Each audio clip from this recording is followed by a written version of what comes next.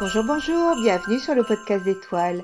Voici la pleine lune du 25 janvier 2024. Elle se situe à 5 degrés 15 minutes du signe du Verseau pour le soleil et du signe du Lion pour la lune. Elle est appelée la pleine lune du loup.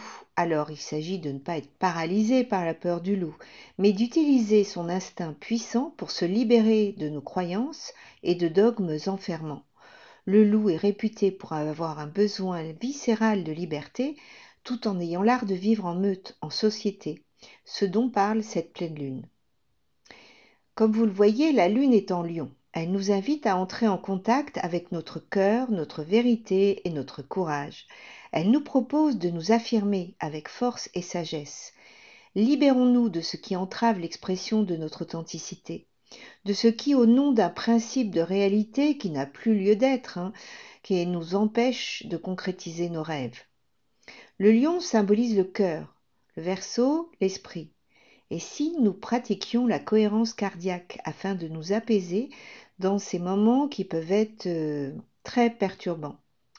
Pour celles et ceux qui ne connaissent pas, je vous mets un lien ci-dessous.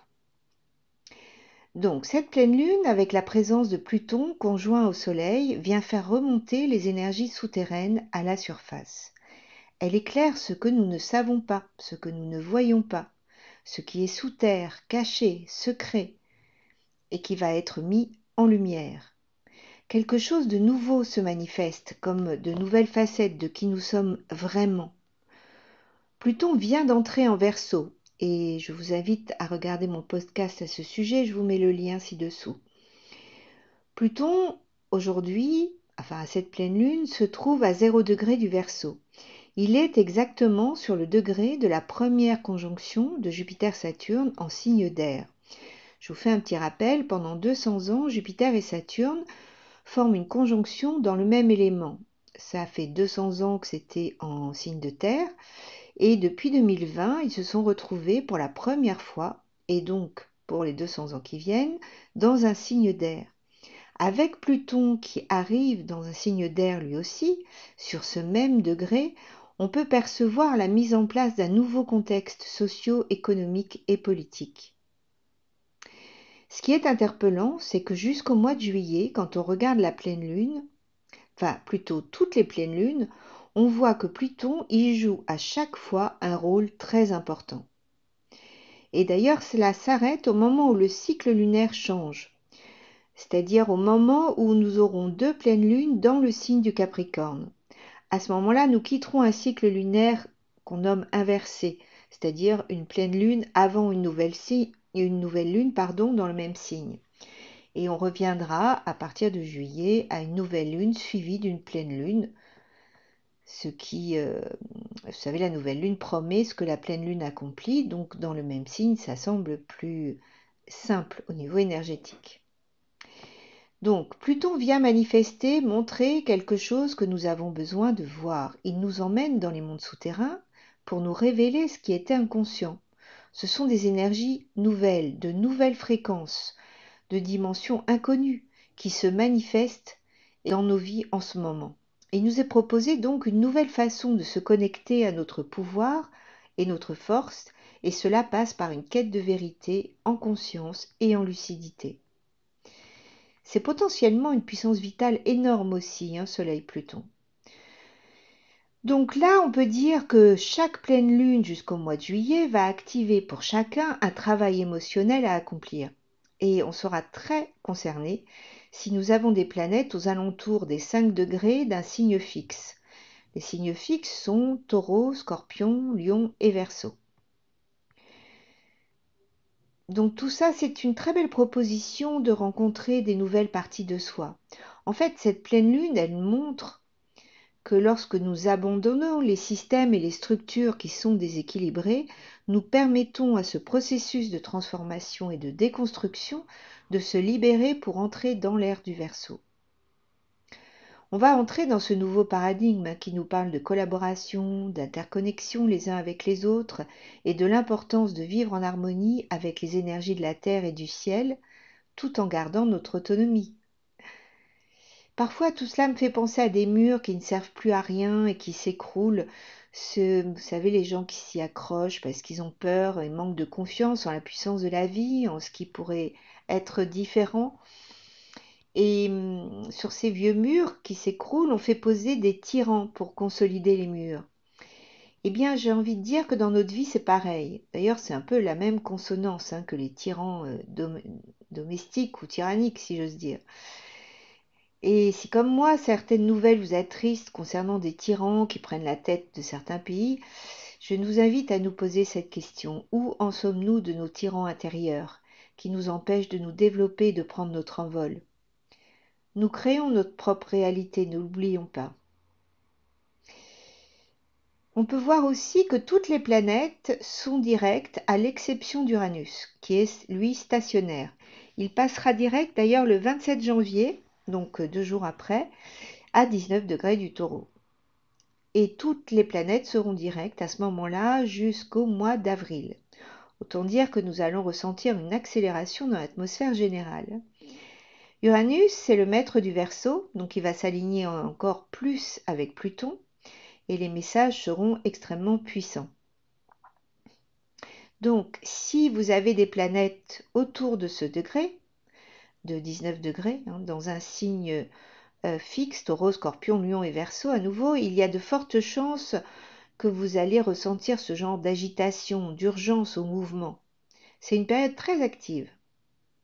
D'ailleurs, globalement, il va peut-être être difficile de dormir lors de cette pleine lune, entre les éruptions solaires, Uranus qui passe direct, Pluton qui est conjoint au Soleil, Jupiter au carré de cette pleine lune. Ça va être beaucoup, beaucoup, beaucoup d'informations et ce sera pas mal de pouvoir se poser et pourquoi pas donc cette cohérence cardiaque.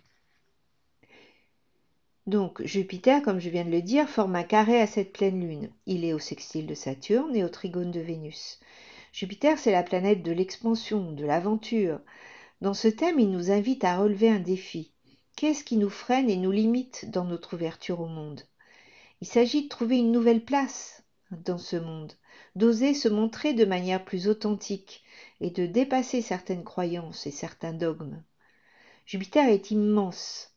Il enfle ce qu'il impacte. Il nous invite à voir plus grand et il nous rappelle qu'il y a de la place pour chacun. Cependant, évidemment, avec Jupiter, il va nous falloir veiller à ne pas aller dans l'excès. Le risque d'un complexe de supériorité nous guette, nourri de vanité et de prétention. Donc, restons connectés au cœur. Faisons attention à cela.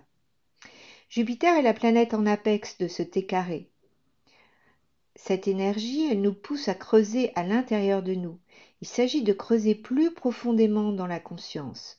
La sensation que j'ai est comme une nouvelle fréquence qui s'allume et qu'il nous faut ressentir.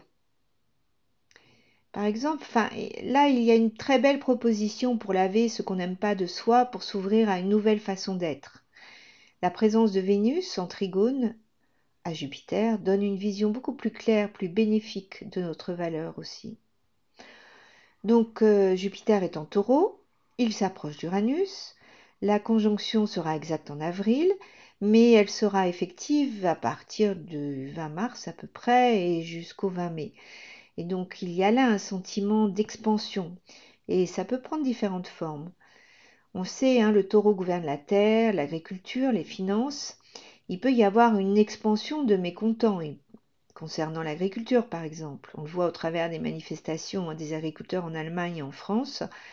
On peut tout à fait imaginer que l'ensemble des agriculteurs européens vont se manifester, qu'il va y avoir des événements concernant la finance et puis aussi la terre, évidemment.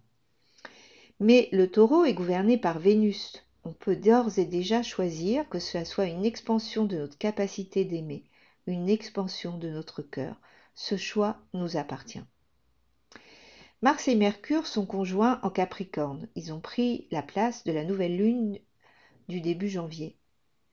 Donc Mars symbolise l'action, l'engagement, Mercure la pensée et le mouvement. Ils sont au trigone d'Uranus. Donc c'est la capacité d'avoir un esprit rapide, vif. Les idées affluent et nous pouvons rapidement les concrétiser. Nous avons donc à disposition la possibilité de réfléchir avec originalité sur des questions qui nous importent. nous agissons concrètement et communiquons sur ce qui doit l'être. Il peut y avoir là des accords stratégiques aussi avec le Capricorne. Chiron est au carré de Mars et de Mercure, ce qui nous invite à réfléchir sur notre alignement avec nos actions et nos paroles. Est-ce véritablement en lien avec qui nous sommes? Ou sommes-nous en train de fonctionner sur d'anciens schémas qui ne représentent plus du tout notre véritable identité? On peut aussi le voir comme une mise en garde avec Mars qui maîtrise le signe du Bélier. Attention de ne pas heurter les autres au travers de propos qui seraient intempestifs. Ne parlons pas trop vite ni trop fort. Il s'agit de retrouver une relation équilibrée avec le nœud sud en balance afin d'aller vers un renouveau créatif. Vous voyez le nœud nord en bélier. Ça peut être l'occasion de réévaluer notre façon de nous exprimer, de vérifier que cela est vraiment qui nous sommes et pas de vieilles habitudes transgénérationnelles dans notre façon de nous exprimer qui n'ont plus lieu d'être en fait. En conclusion, cette pleine lune nous invite à plonger dans nos racines profondes pour accéder à plus de confiance. Ça nous permettra de briser des conventions obsolètes et de découvrir de nouveaux territoires et de nouvelles conventions. Nous pourrons alors ressentir la liberté d'être soi dans le monde et avec le monde et de contribuer avec sa propre lumière. Je vous souhaite une belle et profonde transformation, de belles révélations pour manifester le changement que vous voulez voir dans le monde, comme l'exprimait le Mahatma Gandhi. Et puis avant de terminer, merci à vous, sans qui cette chaîne n'existerait pas. Vos likes, commentaires et abonnements me sont toujours aussi précieux, alors surtout n'hésitez pas. Je vous dis à tout bientôt.